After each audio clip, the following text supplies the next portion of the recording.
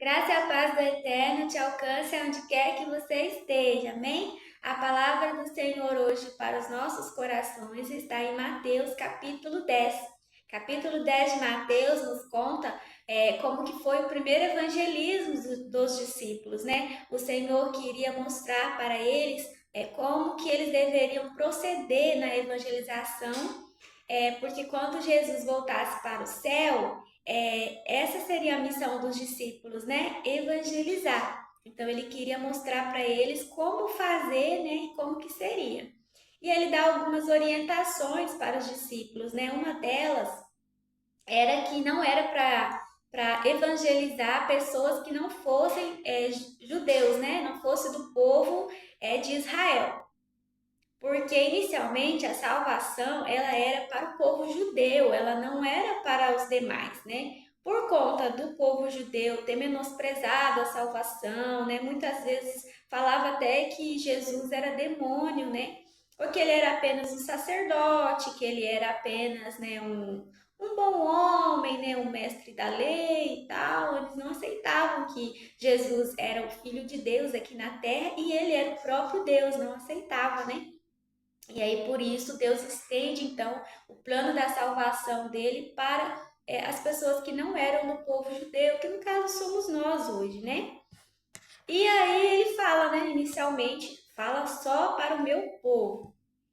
Aí era para eles falarem, né, que o reino do céu estava próximo para se arrependerem dos seus pecados, né, que a justiça do Senhor já tinha chegado, né? E era para curar os leprosos e pessoas de todo tipo de doença também, ressuscitar mortos e expulsar demônios, né? E que não era para eles cobrarem por esse trabalho, porque eles tinham recebido de graça. Então, de graça era para eles devolverem, né? Isso não significa, por exemplo, nos dias de hoje, que as pessoas que vivem pela fé, levando a palavra, cura e salvação para as outras pessoas, não têm que receber nada, porque eles precisam comer, irmãos, né? Eles precisam ter o que vestir, o que comer, mas o que o Senhor está querendo dizer aqui é para não cobrar para fazer. Né? Uma coisa é você abençoar a pessoa porque ela precisa de condução, ela precisa de alimentação, né? Outra coisa é ela impor um salário, falar, não, se você não me pagar tanto, eu não vou aí, por exemplo, na igreja tal para falar da palavra, para louvar, para levar cura. Isso é errado, antibíblico, né? Deus não se agrada disso aí, não. E ele fala, né? Não irem precavidos de nada, porque Deus iria suprir eles em tudo. Quando eles chegassem numa cidade que eles falassem do evangelho para as pessoas e aquelas pessoas aceitassem, então que eles se chegassem na casa, né, de uma dessas pessoas e essas pessoas iriam abençoar eles, alimentar eles, dar um teto, né, para eles ficarem, o período que eles precisassem ficar ali naquela cidade.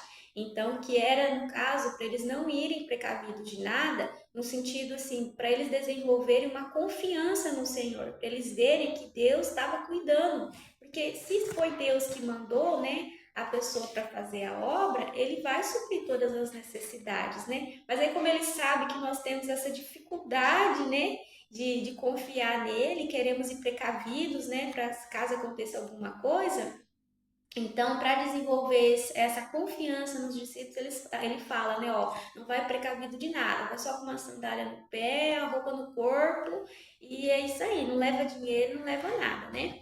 E ele falou assim: se as pessoas aceitassem a mensagem de salvação, amém. Mas se não aceitasse, que ele sacudisse a poeira do pé contra aquela cidade, né? E no dia do juízo, que Sodoma e Gomorra, né, seriam tratados com mais misericórdia do que essas pessoas, né? Porque Sodoma e Gomorra, ela não teve oportunidade de receber Jesus no solo, né? E fazer tantos milagres e maravilhas, mostrar que ele era Deus, né? E esse plano de salvação.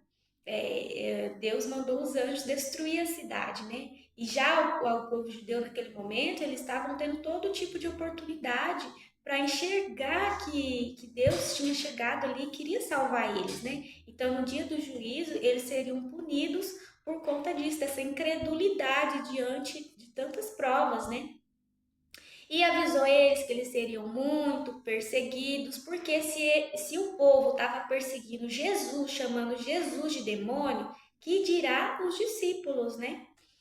E que até famílias que mais odiariam eles seriam a própria família. Porque você imagina, muitas vezes a gente cresce todo torto, né? Cresce todo torto, né, dentro da nossa família. Então, nossa família vê a gente fazendo tudo que é errado. E aí, de repente, a gente mudar completamente, começar a falar de Jesus, da salvação dele e tudo mais. Então, é muito difícil acreditarem, né? E também a questão da religiosidade. Quantos de nós, né, fomos ou estamos presos a uma religião, porque se sairmos da nossa família, vai, tipo assim, vai abominar a gente, vai querer matar a gente, porque o bisavô era daquela religião, o avô era daquela religião, o pai é daquela religião, você tem que ser daquela religião também. Então, quando você decide que você não quer servir aquela religião, aí todo mundo parte para cima de você, porque eles não entendem. Muitas vezes eles nem seguem aquela religião, eles só falam que eles são daquela religião porque os seus ancestrais eram, né? E quer que você seja também, né? Mas a gente sabe que não é bem assim, né? Quando a gente lê a palavra do Senhor, a gente entende melhor sobre a questão das religiões, né? Do que é certo, do que é errado. E que não era para eles temerem a morte, porque muitos, tanto da família quanto que não era da família, iria querer matar eles de tanto ódio, de tanta raiva deles, né? E aí ele falou assim que não era para eles temer quem podia matar o corpo, mas quem podia lançar no inferno tanto o corpo quanto a alma, porque quem lança no inferno o ser humano é Deus, não é o diabo, é Deus, né? Quando você chega lá no céu, dependendo do que você fez, Deus vai te dar o galardão e você vai morar no céu. E dependendo, você vai para o inferno e é ele que lança, né?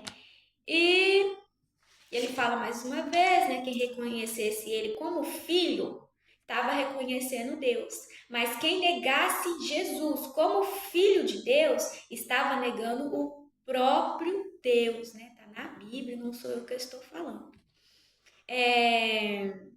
Mas que seus discípulos deveriam amar a Deus acima de qualquer coisa, de qualquer pessoa. Então, independente se a nossa família é sagrada, independente, nosso amor tem que ser exclusivamente para Deus. Nós temos que amar Ele acima de qualquer coisa, andar no caminho dele acima de qualquer coisa, né? E aí, quando os discípulos voltam, né? Eles voltam maravilhados. Senhor, em teu nome expulsamos muitos demônios, em teu nome curamos muitas pessoas, muitos creram no evangelho. Senhor, eles ficaram, né? Assim, extasiados. Aí o Senhor fala assim para eles que eles não deveriam se alegrar porque os demônios se submetiam a ele. A eles, né? Mas eles tinham que se alegrar porque o nome deles estava escrito no livro da vida. Aquele que não tem o nome escrito no livro da vida não entra no céu, né? Quando chega lá, vai caçar seu nome lá, seu nome não estiver lá, você não entra no céu, né? E aí, querido, muitas vezes a pessoa acha que quando alguém faz milagres e maravilhas e profetiza isso e aquilo, que ele já tem a entrada garantida para o céu, mas não é assim, né? Tem que seguir regras, né? Regras estabelecidas pelo Senhor. Não basta você fazer milagres e maravilhas e você querer extorquir a pessoa para poder fazer isso, né? De graça receber e de graça dar, né? É um dos exemplos, né, que eu citei aqui. Então, o Senhor, a pergunta que o Senhor tem para te fazer nesse dia é: você tem certeza que o seu nome está escrito no livro da vida? Mesmo você sendo um pastor, mesmo você sendo um evangelista, você tem certeza que o seu nome está escrito no livro da vida? Em Mateus 7, 22 a 23 diz assim: muitos me dirão naquele dia: Senhor, Senhor, não profetizamos em teu nome não expulsamos demônios e não realizamos muitos milagres?